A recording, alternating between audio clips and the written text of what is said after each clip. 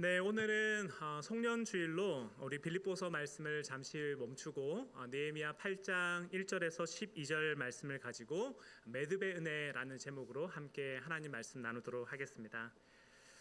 네, 이제 어느덧 2025년이 다 지나고 이제 2026년까지 나흘의 시간이 남았는데요. 올 한 해를 되돌아보시면서 여러분 어떤 생각이 드실까요? 올 한 해를 되돌아보시면서 여러분의 인생의 키워드를 한 단어로 정리한다면 혹시 어떤 단어가 떠오를지 모르겠습니다. 저는 개인적으로 올 한 해를 되돌아보면서 이제 두 단어가 떠오르는데 첫 번째는 감사라는 단어입니다. 아시다시피 제가 이제 저희 교회 온 지 이제 만 1년 정도가 지났는데요. 그 사이에 참 감사한 일들이 많았죠. 지난달에는 저희가 우리 원로 목사님 추대식과 그리고 담임 목사 위임식을 은혜 가운데 잘 마쳤고, 그리고 또 이번 달 초에 우리 오상호 목사님과 가족들이 함께 우리 교회로 오면서 또 함께 동역하고 섬길 수 있는 기회가 주어졌습니다. 지난 1년 동안 우리 성도님들과 함께 교제하고 알아가면서 성도님들의 형편과 조금 이야기들을 조금씩 듣고, 그리고 성도님들과 가까워질 수 있는 시간이 주어져서 너무 감사하고, 또 저희 가족도 이제 교회 전주에 내려와서 지난 1년 동안 안정적으로 잘 정착하고 머무를 수 있어가지고, 먼저는 올 한 해를 되돌아볼 때 제 마음에 감사라는 단어가 제일 먼저 떠오르는 것 같아요. 그런데 두 번째는 제 마음에 어떤 단어가 떠오르냐면 이제 어리둥절이라는 단어도 떠오릅니다. 왜냐하면 지난 시간 동안 사실은 이제 제가 계획하고 제가 뭔가를 구상해가지고 온 게 아니라 이 모든 일들 가운데 이제 하나님의 은혜와 그분의 섭리가 있었다라는 걸 참 많이 발견했기 때문입니다. 실제로 제가 이제 담임 목회를 이제 처음 하다 보니까 여러분들은 어떻게 느끼실지 모르겠지만 사실은 제 개인적으로는 매번 설 때마다 이제 두렵고 떨림으로 섭니다. 그래서 주일 예배를 인도하는 것도 담임 목사가 되고 처음이기 때문에 그 시간도 저에게 낯설고요.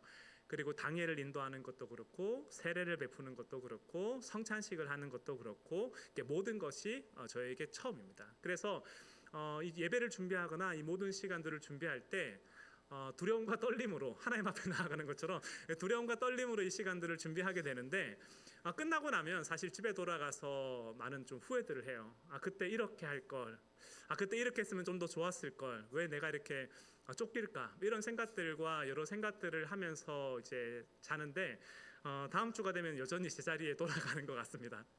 그래서 지난 1년을 되돌아볼 때 사실은 감사한 일도 참 많았지만 여전히 제 모습을 바라볼 때마다 부족하고 연약한 것들이 많은데, 근데 되돌아보니까 어떻게 흘러왔더라고요. 어떻게 지나오고 그런 시간들을 보내온 걸 보면서 내가 어떻게 여기까지 왔나라고 생각할 때 두 번째 단어는 어리둥절이라는 단어가 떠오릅니다. 그래서 오늘 설교를 준비하면서 이제 감사와라는 단어랑 이 어리둥절이라는 단어랑 이 두 개가 먼저 떠올랐는데, 생각해 보니까 이게 이제 감사한 거예요. 왜냐하면 감사라는 단어랑 어리둥절이라는 단어를 합쳐보니까 저는 그게 은혜라는 생각이 들더라고요. 왜냐하면 은혜라는 게 자격 있는 자에게 주어지는 게 아니라 자격이 없는 자에게 선물로 주어지는 거잖아요. 그래서 지난 시간들이 어떤 의미에서는 제 부족함과 연약함도 참 많았지만 때마다 하나님이 주신 은혜와 그분의 사랑으로 여기까지 오게 됐는데, 아마 저는 이 자리에 있는 많은 성도님들도 그와 비슷한 마음이 들지 않을까 싶습니다.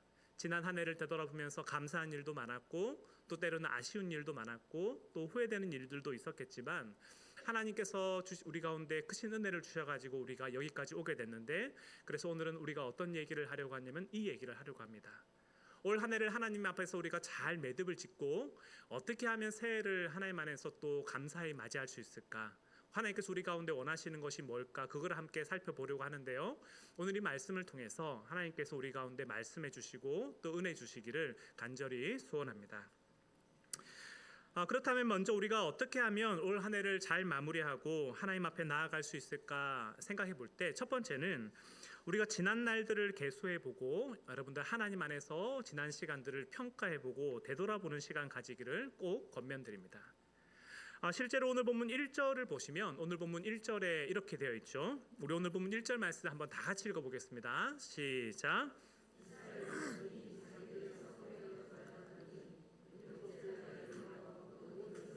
일제히 수문화 광장에 모여 학사 에스라에게 여호와께서 이스라엘에게 명령하신 모세의 율법책을 가져오기를 청하매. 아멘. 여러분, 지금 오늘 이 말씀을 보면 이스라엘 백성들이 뭘 하고 있습니까? 수문앞 광장에 모여가지고 사경회를 하고 있죠. 여기 나오는 이제 수문이라는 것은 예루살렘 성내로 들어오는 한 문을 가리키는 건데, 그 수문 앞을 보면 이제 광장이 있습니다. 그래서 우리나라로 따지면 뭐 시청 앞 광장, 전주로 따지면 풍남문 광장 이런 것처럼 그 문 앞에 사람들이 운집할 수 있는 큰 공간들이 있는데, 사람들이 여기서 모여서 어떤 일을 했냐면 어떤 국가적인 어떤 논의라든지 혹은 어떤 중요한 의사결정을 한다든지 혹은 그 어떤 결정된 사항이 있으면 그것을 백성들과 함께 공유하고 나눌 때 어디서 모였냐면 이 수문 앞 광장에 모였습니다. 그래서 수문 앞 광장에 모여가지고 일반적으로 이런 일들을 했는데, 오늘 본문 1절을 보시면 지금 이스라엘 백성들이 수문 앞 광장에 모여서 뭘 합니까? 사경회를 하고 있죠. 사경회를 하기 위해서 학사 에스라를 초대해가지고 이 사람이 율법에 대한 말씀에 정통했기 때문에 그의 말씀을 듣고 하나님 앞에 나아가자 이렇게 얘기를 하고 있는데, 이 일 때문에 백성들이 어떻게 하냐면 자기들이 살던 집에서 예루살렘으로 모여듭니다. 그래서 1절 제일 첫 부분을 보시면 이스라엘 자손이 어디서 살았습니까? 자기들의 성읍에 거주하다가 그 다음에 어디로 와요? 7째 달에 이르러 모든 백성이 일제히 수문 앞 광장으로 모여들게 되죠. 그래서 이스라엘 백성들이 여기서 지금 수문 앞 광장 사경회를 하게 되는데, 여러분 이 말씀을 보시면 좀 뭐가 이상하지 않나요? 어떤 부분이 이상할까요? 여러분 표정을 보니까 전혀 안 이상한데요, 뭐가 이상합니까? 라는 표정으로 저를 이제 보시는 것 같은데, 뭐가 이상하냐면 여러분 순서가 이상합니다. 왜냐하면 여러분 지금 보시면 이스라엘 백성들이 이 앞에 뭘 했냐면 예루살렘 성벽을 건설했죠. 그리고 난 다음에 앞부분에서 52일 만에 성벽을 완공했는데, 그러면 성벽을 완공하고 난 다음에 일반적인 상식으로는 그 다음에 뭘 하는 게 맞습니까? 성벽 봉헌식을 하는 게 맞아요. 그러니까 우리가 교회를 건축하고 나면 교회를 건축한 다음에 뭐 하냐면 성전 건축 예배를 드리는 것처럼 이 일이 끝난 것에 대해서 하나님 앞에 감사를 드리는 게 맞는데, 지금 이스라엘 백성들이 뭘 하고 있냐면 성벽 완공을 하고 난 다음에 성벽 봉헌식을 하는 게 아니라 뭘 하고 있다고 말씀드렸습니까? 사경회를 하고 있다라는 거예요. 그 실제로 성벽 봉헌식을 언제 하냐면 이 일 한참 뒤에 합니다. 그래서 이거를 여러분 표로 보시면 이렇게 되는데, 느헤미야 6장을 보시면 이스라엘 백성들이 성벽 공사를 완공한 때는 언제냐면 6월 25일입니다. 그래서 느헤미야 6장 15절을 보시면 성벽 역사가 52일 만인 엘루롤 52일에 마침에 6월 25일에 마치는데, 오늘이 언제냐면 7월 1일이죠. 7월 1일 날 이스라엘 백성들이 어디에 모이냐면 수문 앞 광장에 모여서 사경회를 하고, 나중에 성벽 봉헌식을 언제 하냐면 느헤미야 12장에 가서 합니다. 그래서 초막절 절기를 지킨 다음에 7월 말이나 8월 정도에 가서 이제 성벽 봉헌식을 하는데, 느헤미야 12장 17절을 보면 이렇게 되어 있습니다.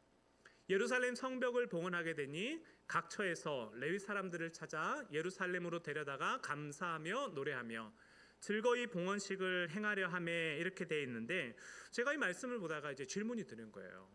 어떤 질문이 드냐면, 왜 느헤미야가 성벽 완공을 하고 난 다음에 바로 성벽 봉헌식을 하는 게 아니라 왜 사경회를 하고 있을까? 왜 이렇게 늦게 성벽 봉헌식을 할까라는 질문이 들었는데, 말씀을 연구하면서 제가 어떤 것을 깨닫게 되냐면 두 가지를 깨닫게 됐습니다. 첫 번째는 이스라엘 백성들을 회복시키고 재충전하기 위해서 느헤미야가 이런 일을 하고 있다라는 생각이 들었고, 두 번째는 이스라엘 공동체가 하나님 앞에 감사드리고 예배하기 위해서 이 시간을 보내고 있는데, 실제로 이스라엘의 지난 역사를 되돌아보면 그렇죠. 지난 52일 동안 이스라엘 백성들이 성벽 공사를 지었는데, 사실은 이 시간들을 보내오는 게 이스라엘 백성들에게 쉽지가 않았습니다. 한번 무너져 있던 성벽을 다시 재건한다라는 것도 쉽지 않았고, 그리고 이 성벽을 재건하는 동안 우리가 시간 관계상 다 찾아보지는 않겠지만 누가 이거를 계속해서 방해했냐면 산발락과 도비아라는 사람이 계속 방해했죠. 그래서 느헤미야가 공사를 할 때 산발락과 도비아가 어떻게 하냐면 느헤미야를 불러내요. 너 나 잠시 만나자. 계속해서 불러내는데 이 목적이 뭐였냐면 사실은 느헤미야를 암살하기 위한 목적이었죠.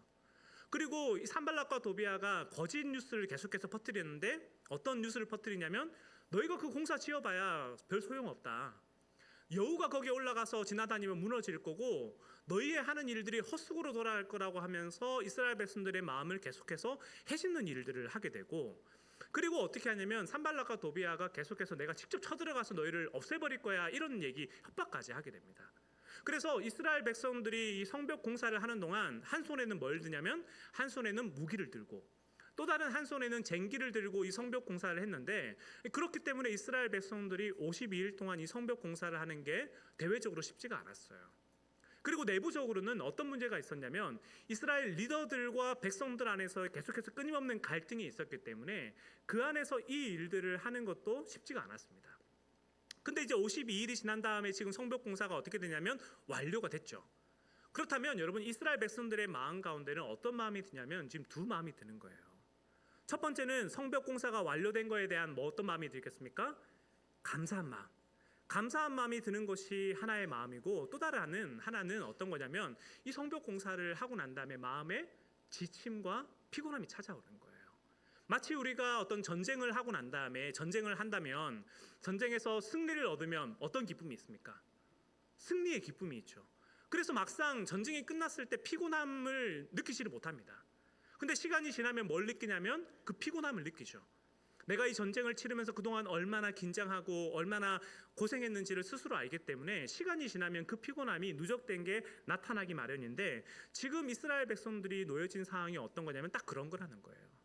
그래서 52일이 지나고 난 다음에 지금 이스라엘 백성들이 마음 한편에는 감사한 마음과 기쁜 마음이 있지만 또 다른 마음 한편에서는 그들 마음 가운데 지침과 상한 마음이 있는데, 이걸 누가 알게 된 거냐면 느헤미야가 알게 된 거죠.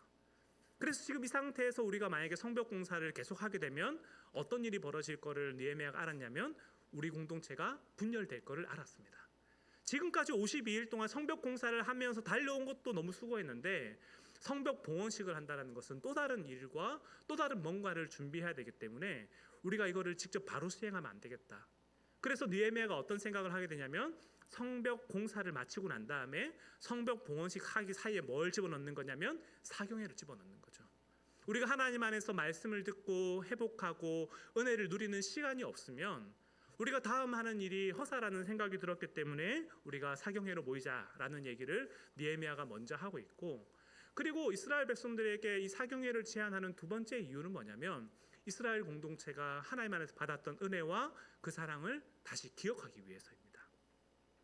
실제로 여러분, 우리가 이게 어떤 물건들이나 어떤 뭐 그런 것들을 매듭을 지을 때가 있잖아요. 근데 매듭을 짓는 목적이 뭡니까?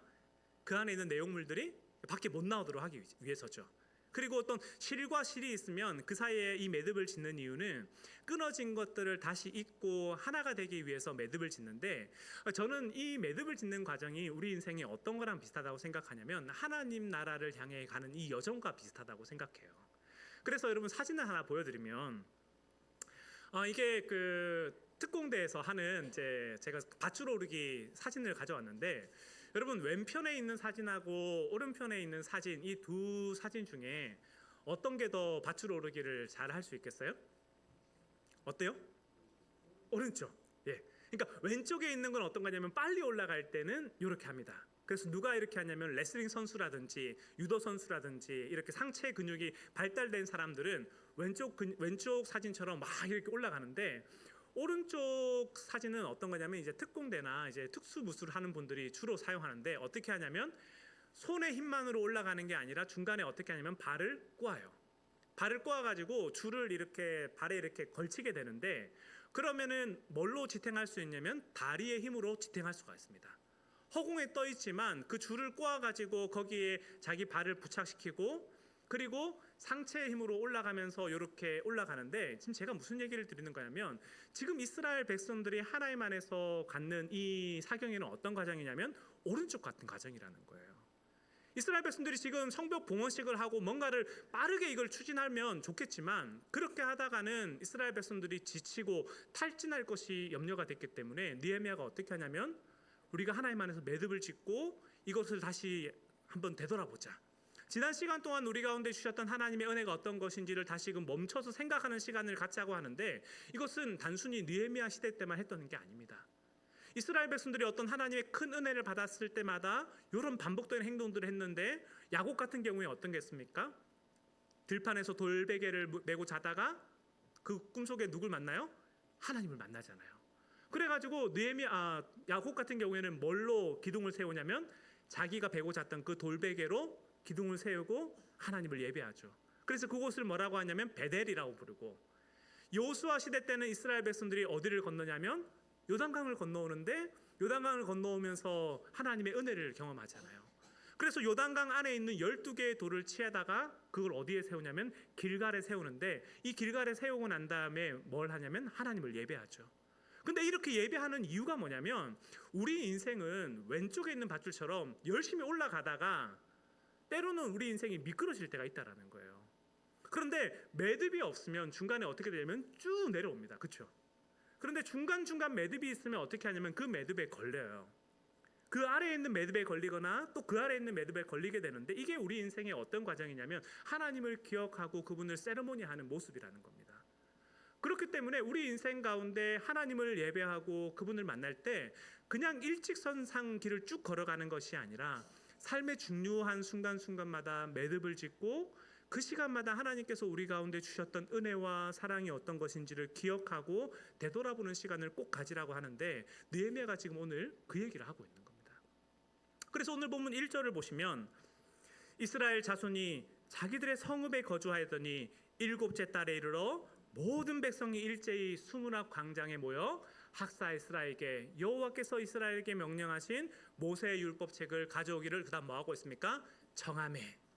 그랬더니 이제 3절을 보면 또 이렇게 돼 있죠. 3절을 보시면 한번 같이 읽어볼까요? 시작.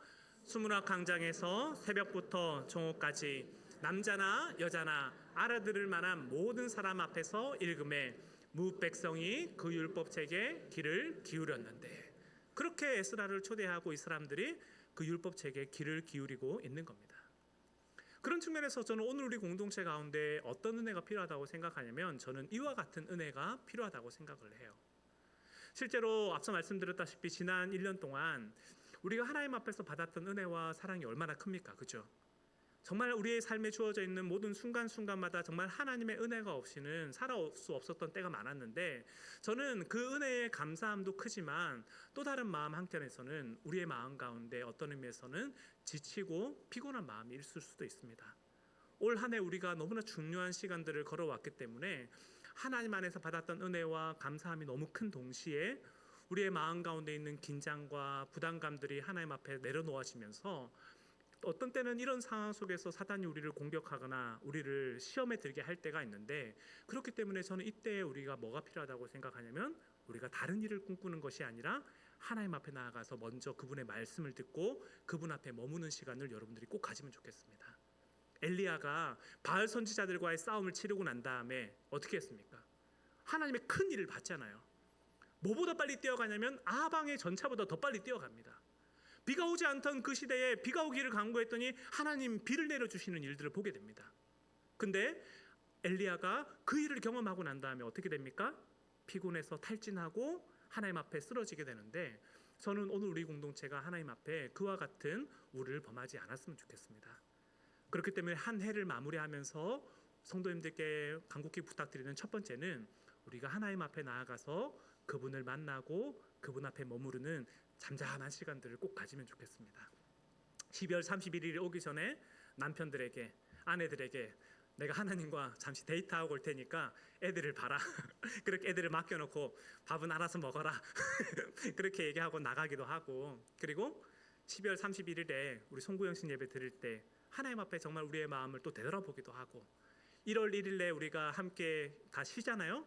그 시간대 활용해가지고 또 하나님 앞에 나아가기도 하고, 특별 새벽 기도회 때 우리가 하나님 앞에 그 은혜들을 한번 생각해보고 되돌아보는 그 시간들을 꼭 가지면 좋겠습니다.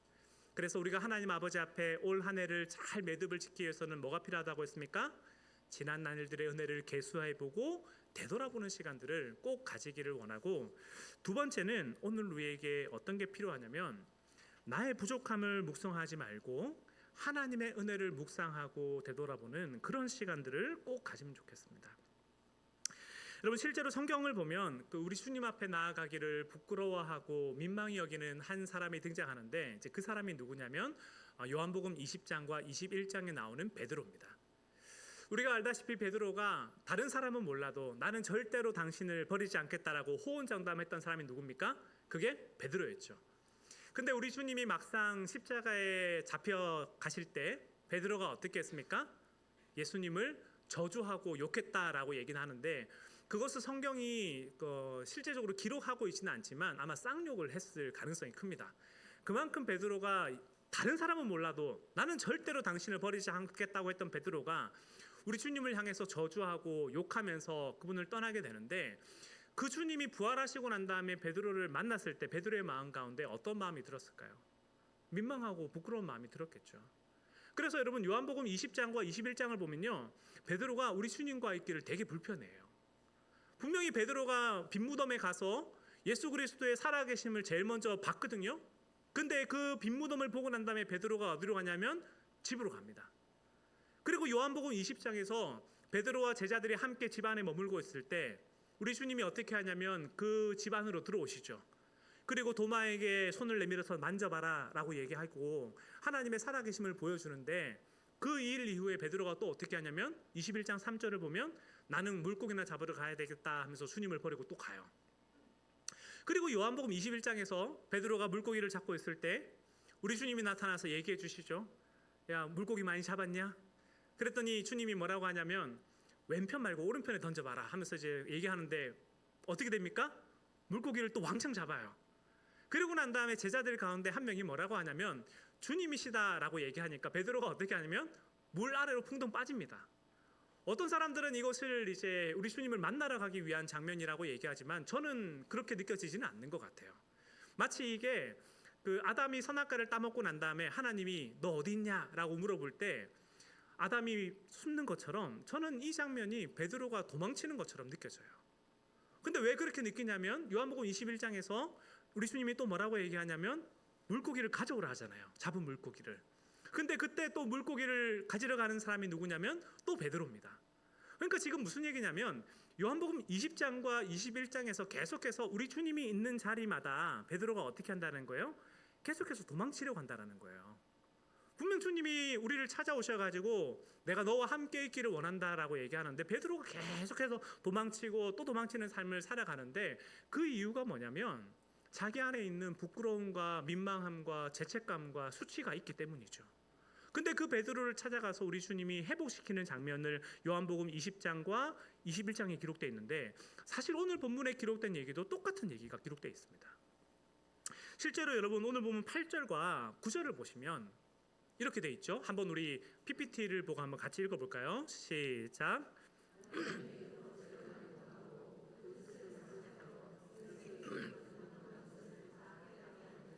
백성이 율법의 말씀을 듣고 다 울은지라. 여러분 지금 보시면 여기까지만 보시면 이스라엘 백성들이 하나님의 말씀을 듣고 난 다음에 어떻게 됐습니까? 그 뜻을 깨달았어요. 깨닫고 난 다음에 이스라엘 백성들의 반응이 뭐냐면 율법의 말씀을 듣고 다 우는 겁니다. 왜냐하면 지금 우리나라가 왜 이렇게 망했고 왜 우리가 여기까지 오게 됐는지를 말씀을 들으면서 이스라엘 백성들이 슬퍼하게 되는데 이 얘기를 듣고 난 다음에 학사 에스라가 뭐라고 하냐면 9절과 10절과 같이 얘기합니다. 보시면 총독 느헤미야와 제사장 겸 학사 에스라와 백성을 가르치는 레위 사람들이 모든 백성에게 이르기를 오늘은 너희 하나님 여호와의 성일이니 슬퍼하지 말며 울지 말라 하고 느헤미야가 또 그들에게 이르기를 너희는 가서 살찐 것을 먹고 단 것을 마시되 준비하지 못한 자에게는 나누어 주라. 이날은 우리 주의 성일이니 근심하지 말라. 여호와로 인하여 기뻐하는 것이 너희의 힘이니라 라고 얘기하는데 지금 느헤미야와 에스라와 제사장들이 이스라엘 백성들한테 공통적으로 하는 얘기가 뭡니까? 울지 말라는 거예요. 너희의 죄와 너희의 상처와 너희 안에 있는 후회되는 것들, 아쉬운 것들, 미련되는 것들이 너무 많겠지만 그것 때문에 울지 말고 기뻐해라 라고 얘기하는데 그것은 단순히 이날이 거룩한 날이기 때문에 그런 게 아닙니다. 하나님께서 이미 우리의 죄를 용서하시고 우리와 함께 연합하고 계시기 때문에 너희가 너희의 연약함을 묵상하는 것이 아니라 하나님의 사랑과 그분의 은혜를 묵상하라라고 얘기하는데 이게 마치 예를 들면 어떤 거랑 같냐면 이런 거랑 같습니다. 여러분 저희 딸이 만약에 집을 나갔다고 생각해 봐요. 그런 일이 없기를 바라지만 집을 나갔습니다. 나가고 제 말을 안 듣고 나가서 만약에 허랑방탕하게 산다면 그 일을 마주하는 제 감정이 어떨까요? 1차적으로는 화가 나겠죠. 이놈의 새끼가 내가 그동안 니를 어떻게 먹여 살렸는데, 아무 이유 없이 만약에 이 딸이 나간다고 하면 일단은 화가 날 거예요. 그런데 여러분, 시간이 지나면 이 화가 계속 될까요? 아니면은 다른 마음으로 바뀔까요? 다른 마음으로 바뀌죠. 어떤 마음으로 바뀝니까? 걱정되는 마음으로 바뀌죠. 처음에는 분명 괘씸하고 집에 들어오기만 해봐라, 내가 이놈의 새끼를 이런 마음이 들다가 시간이 지나면 이게 어떤 마음으로 바뀌냐면 걱정되는 마음으로 바뀌는데, 나중에는 이게 누구에게 형벌이 되냐면 양쪽 모두에게 형벌이 됩니다. 집을 나간 자녀에게는 아버지의 집을 떠나서, 가족의 집을 떠나서 혼자 유린하면서 살아가는 그 자체가 이 아이에게는 벌이 되고, 부모에게는 어떤 게 벌이 되냐면 이 아이가 집에 없는 게 형벌이 되죠. 그렇다면 이 형벌이 멈추려면 어떻게 되냐면 이 아이가 집으로 들어와야 돼요. 근데 만약에 저희 딸이 집에 와가지고, 아버지, 저는 아버지의 딸이라 부를 만한 자격이 없으며 저는 회개하고 집 밖에 나가겠습니다, 이러면은 저에게는 어떤 게 계속 주어지는 거냐면 형벌이 계속 주어지는 거예요. 마치 그런 것처럼 하나님께서 이스라엘 백성들에게 어떤 얘기를 하냐면, 너희가 가지고 있었던 지난날의 허물과 상처와 아픔과 너희 안에 있는 미련함과 그런 것들이 많겠지만, 그것 때문에 내 집에 들어오지 못하고 있으면 이게 누구에게 못을 박는 거라는 겁니까? 하나님께 못을 박는 거라는 거죠. 그래서 누가복음 15장을 보면 탕자의 비유에서 이렇게 얘기하지 않습니까? 누가복음 15장 21절을 보면 아들이 이르되 아버지, 내가 하늘과 아버지께 죄를 지었사오니 지금부터는 아버지의 아들이라 일컬음을 감당하지 못하겠나이다 라고 하면서 그 아버지의 집을 떠나고 아버지와 거리를 둔다면, 이 아들이 아버지에게 효도를 하는 겁니까? 아버지에게 벌을 주는 겁니까? 벌을 주는 거예요. 그렇기 때문에 아버지가 뭐라고 하냐면 이렇게 얘기하죠. 아버지는 종들에게 이르되 제일 좋은 옷을 내어다가 입히고 손에 가락지를 끼우고 발에 신을 신기라. 그리고 살찐 송아지를 끌어다가 잡으라. 우리가 먹고 즐기자. 이 내 아들은 죽었다가 다시 살아났으며 내가 잃었다가 다시 얻었노라 하니 그들이 즐거워하더라 라고 하는데, 그리고 난 다음에 이 아들과 아버지가 어떻게 합니까? 집으로 들어가죠. 근데 누가 집에 안 들어갑니까? 큰아들이 안 들어가잖아요. 그러니까 지금 무슨 얘기하는 거냐면, 오늘 우리 인생 가운데 하나님 안에서 가지고 있던 우리의 죄책감과 수치와 미안함과 민망함이 있다 하더라도 그것을 하나님 아버지 앞에 회개하고 돌이켰으면 그 다음으로는 어디로 가야 되냐면 하나님의 집으로 들어가야 되는 게 맞습니다. 그것 때문에 우리가 불안해하고 염려할 것이 아니라 하나님 앞에 들어가서 기뻐하고 즐거워야 된다는 얘기를 하고 있는 겁니다. 그래서 느헤미야 8장 몇 절이죠? 네, 8장 10절을 보면 이렇게 얘기하죠. 한번 같이 읽어볼까요? 같이 읽겠습니다. 시작. 날은 주의 성일이니 기뻐하는 것이 너희의 힘이니라 하고, 그리고 17절에 가서 뭐라고 합니까? 네, PPT 한번 같이 읽어볼까요? 네, 같이 읽겠습니다. 시작. 사로잡혔다가 돌아온 회중이 다 초막을 짓고 그 안에서 거하니 눈의 아들 여호수아 때부터 그날까지 이스라엘 자손이 이같이 행한 일이 없었으므로 이에 크게 기뻐하며. 이스라엘 백성들이 느헤미야와 에스라의 그 얘기를 듣고 난 다음에 자기의 마음 가운데 있는 죄책감과 수치를 모두 털어내고 하나님 아버지 앞에 나아가고 있습니다. 그렇기 때문에 올 한 해를 마무리하면서 우리가 기억해야 될 두 번째는 다른 게 아니라 이겁니다. 우리가 하나님 앞에 지난 날들을 계수해 볼 때마다 부끄럽고 민망한 일들이 참 많겠지만 그것을 묵상하는 것은 1절만 하면 됩니다. 그 다음에 필요한 것은 하나님께서 우리 가운데 베풀어 주신 은혜와 사랑을 기억하는 것이고, 그리고 때로는 우리가 실수하고 넘어진 부분 속에서 하나님께서 뒤치다꺼리 해주기를 당당히 요청해야 돼요. 그게 사춘기 아이들의 특징이잖아요. 사춘기 아이들의 특징, 내 마음대로 내가 하겠다. 엄마 아빠 신경 쓰지 마세요. 제가 알아서 할 수 있어요. 하지만 그 말을 하고 난 다음에 알아서 할 수 있습니까? 없습니까? 뒷책임을 못 져요. 얘네들은 내가 분명히 알아서 하겠다라고 했는데 문제를 일으키는 건 누구냐면 사춘기 자녀들이죠. 그리고 난 다음에 그 문제를 수습하는 건 누구냐면 부모의 몫인데, 그게 누구의 사랑이냐면 하나님의 사랑이라는 거예요. 그래서 하나님 앞에 나아갈 때 우리가 사춘기 아이들처럼, 때로는 우리가 둘째 아들처럼 부족하고 모난 것이 있지만, 하나님, 내가 아버지 집에 왔으니 나를 받아주십시오. 그 요청을 당당하게 하면 좋겠습니다. 그래서 제가 오늘 설교를 준비하는데 한 노래가 떠올랐습니다. 걱정 말아요 그대라는 찬송가가 아니라 응답하라 1988에 나왔던 노래인데 아시나요? 네, 같이 불러볼까요? 그대여 아무 걱정하지 말아요 우리 함께 노래합시다 그대 아픈 기억들 모두 그대여 그대 가슴에 깊이 묻어버리고 지나간 것은 지나간 대로 그런 의미가 있죠 떠난 이에게 노래하세요 후회 없이 사랑했노라 말해요. 네, 제가 예배 시간에 이 가요를 불러도 될까 고민을 많이 했지만 저는 말씀을 묵상하는데 이 노래가 떠오르는 거예요. 마치 하나님이 우리한테 이렇게 얘기하는 것 같았어요. 지나간 것은 지나간 대로 다 의미가 있는 일이다. 네가 그거를 수습하고 어떻게 하려고 하지 말고 그냥 냅둬라. 아무 걱정하지 말고 그냥 함께 노래하고 나와 함께 있으면 좋겠다라는 얘기를 하나님이 마치 우리에게 말씀하시는 것 같은데 저는 우리가 올 한 해를 마무리하면서 하나님 안에서 그와 같은 은혜를 우리가 누려가면 좋겠습니다. 그래서 제가 오늘 설교를 전하면서 설교 제목을 뭐라고 했냐면 매듭의 은혜라고 했는데 오늘 우리의 인생의 남은 시간, 올 한 해의 남은 시간 가운데 그 은혜를 바라보며 살아가면 좋겠습니다.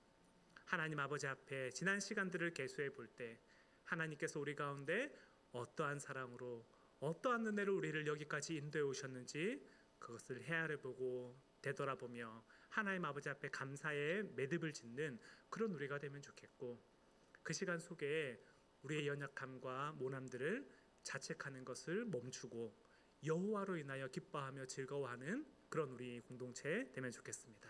오늘 하루 주께서 우리 가운데 이와 같은 은혜 복도해 주시길 주의 이름으로 간절히 축복합니다.